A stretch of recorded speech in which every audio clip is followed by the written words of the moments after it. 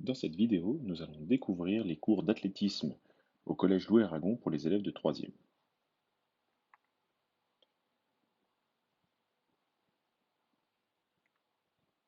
Lors des années précédentes, vous avez déjà fait de l'athlétisme. En 6e, vous avez fait course de haies, lancer de poids et pentathlon. En 5e, course de relais, lancer de medicine ball. Et en 4e, demi-fond et lancer de medicine ball. Nous allons utiliser ce vécu pour l'année de 3e. En 3e, vous allez faire une épreuve combinée. Une épreuve combinée, c'est plusieurs disciplines athlétiques qui se retrouvent dans la même épreuve. Soit on les fait à la suite, les unes des autres, comme le décathlon, soit on les imbrique les unes dans les autres, comme le biathlon.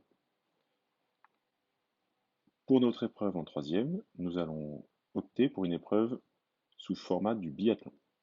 Vous allez faire du demi-fond, donc 15 tours autour du terrain en tout pour une équipe, et 2 lancers de medicine ball. Mais comme j'ai dit que c'était en équipe, on va bien le faire en relais.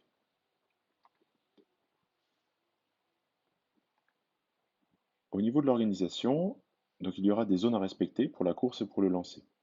4 équipes vont passer en même temps. Il y aura une zone de départ qui servira aussi de zone de transmission pour le relais entre les deux membres d'une même équipe.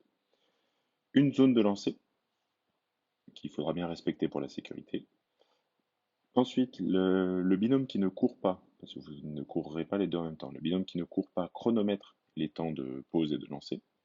Et les équipes qui ne courent pas mesurent les lancers et notent les performances.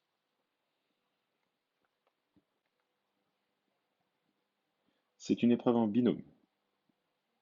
Donc il y a une dimension collective importante à respecter tout au long de la séquence.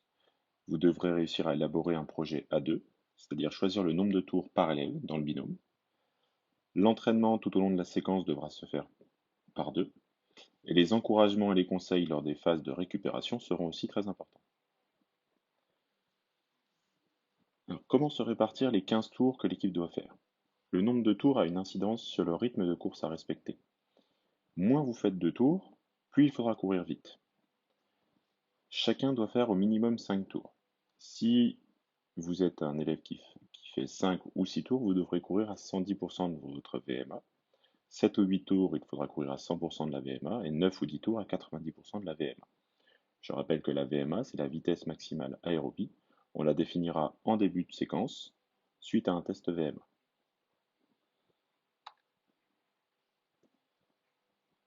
Pour ce qui concerne les lancers de medicine ball, il y aura 2 temps de 2 minutes à placer pendant la course. Vous les placez où vous voulez dans votre course, en sachant qu'il faut courir au minimum 2 tours avant de pouvoir lancer. Vous avez 2 minutes de pause dans votre course pour à la fois récupérer, mais aussi pour lancer vos medicine balls. Il faut atteindre au minimum 80% de votre performance maximale. Vous pouvez faire autant de lancers que nécessaire pendant les 2 minutes, en sachant qu'il faut aussi réussir à récupérer pour pouvoir enchaîner la suite des tours. Les 80% de la performance maximale, donc la performance maximale sera élaborée pendant la séquence, donc suite aux différentes leçons qu'on fera ensemble. Voilà, vous avez toutes les informations pour préparer cette séquence d'athlétisme en classe de 3e. Nous vous reverrons bientôt sur le stade.